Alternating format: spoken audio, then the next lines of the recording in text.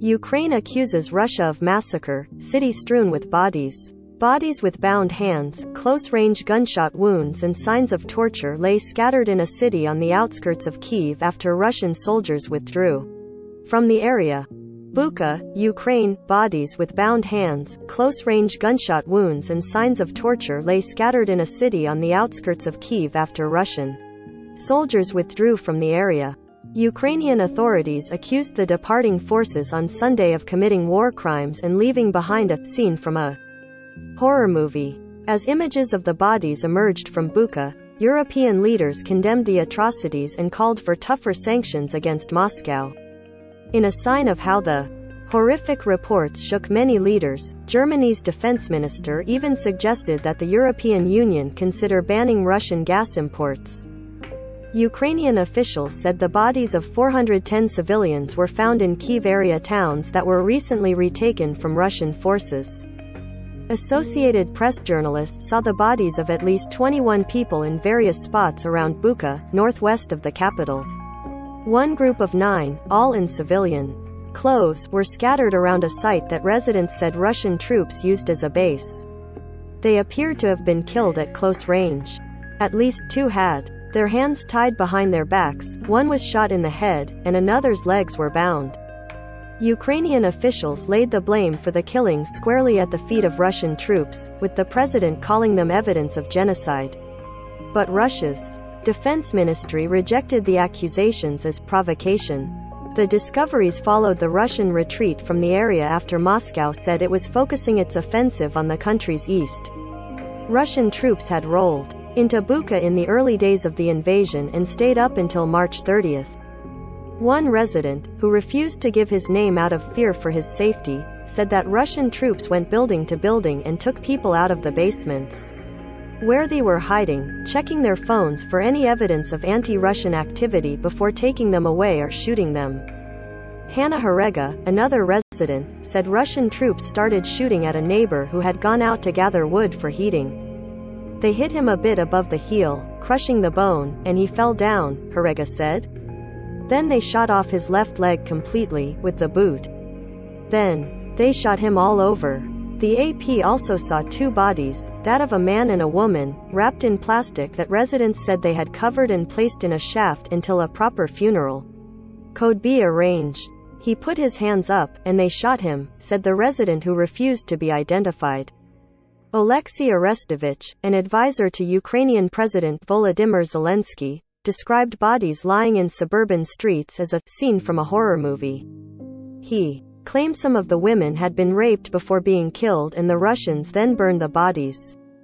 In a video address, Zelensky said Russian soldiers who killed and tortured civilians were responsible for concentrated evil.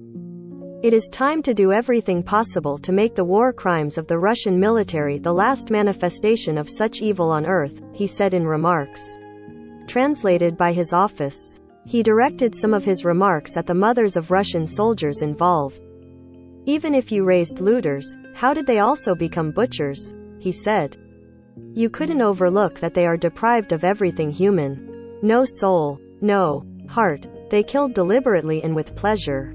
Zelensky said his government would take steps to create a special justice mechanism to investigate every crime committed by the Russian forces in Ukraine. Zelensky also appeared in a pre-recorded video message at Sunday's Grammy Awards, contrasting the lives of those attending the award ceremony in Las Vegas with the lives of musicians in his battered homeland. Our musicians wear body armor instead of tuxedos.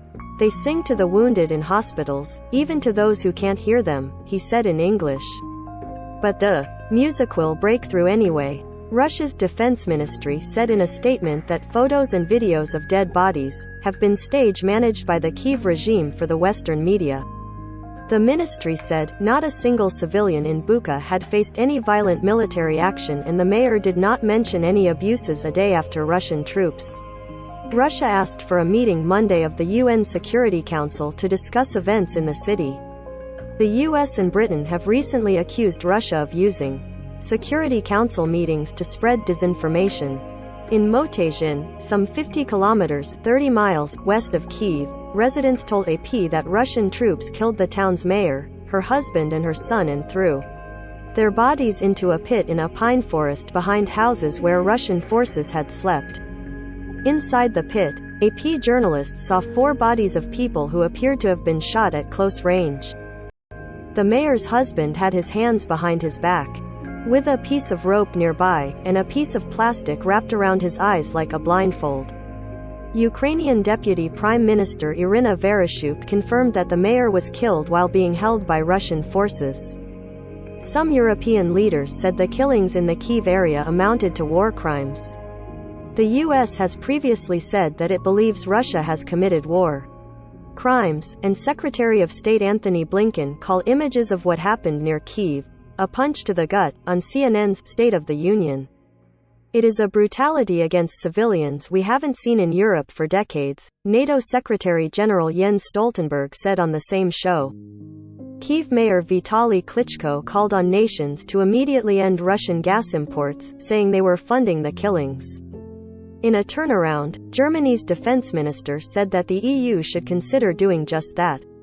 Ministers would have to talk about halting gas supplies from Russia, Defense Minister Christine Lambrecht said on German public broadcaster ARD. Such crimes must not go unanswered. Russia provides 40% of Europe's gas and 25% of its oil, and until now many EU nations have resisted calls to scale back or fully end reliance on Russian fossil fuels. Giving them up would mean even higher prices at the pump and higher utility bills, potentially creating an energy crisis and a recession. The US has previously announced a ban on Russian oil, but it imports only a small share of Russia's oil exports and doesn't buy any of its natural gas. As Russian forces retreated from the area around the capital, they also withdrew from the Sumy region, in Ukraine's northeast, local administrator Dmitry Zhivitsky said in a video message carried by Ukrainian news agencies. The troops had occupied the area for nearly a month. They pressed their sieges in other parts of the country. Russia has said it is directing troops to the Donbass in eastern Ukraine, where Russia-backed separatists have been fighting Ukrainian forces for 8 years. In that region, Mariupol, a port on the Sea of Azov that has seen some of the war's greatest suffering, remained cut off. About 100,000 civilians, less than a quarter of the pre-war population of 430,000, are believed to be trapped there with little or no food, water, fuel and medicine. The International Committee of the Red Cross said Sunday that a team sent Saturday to help evacuate residents had yet to reach the city. Ukrainian authorities said Russia agreed days ago to allow safe passage from the city, but similar agreements have broken down repeatedly under continued. The mayor of Chernihiv, which has also been cut off from shipments of food and other supplies for weeks, said that relentless Russian shelling has destroyed 70% of the northern city. The Ukrainian military said early Monday that its forces had retaken some towns in the Chernihiv region and that humanitarian aid was being delivered. The road between Chernihiv and the capital, Kyiv, was to reopen to some traffic later in the morning, according to the news agency RBK Ukraina.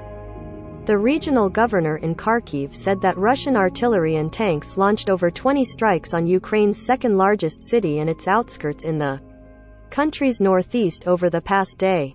The head of Ukraine's delegation in talks with Russia said Moscow's negotiators informally agreed to most of a draft proposal discussed during face-to-face talks in Istanbul this week, but no written confirmation has been provided.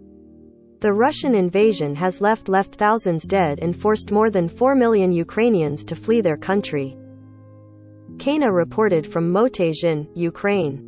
Yuris Karmanow in Lviv, Ukraine, and Associated Press journalists around the world contributed to this report. Follow the app's coverage of the war at https://apnews.com/hub/Russia-Ukraine.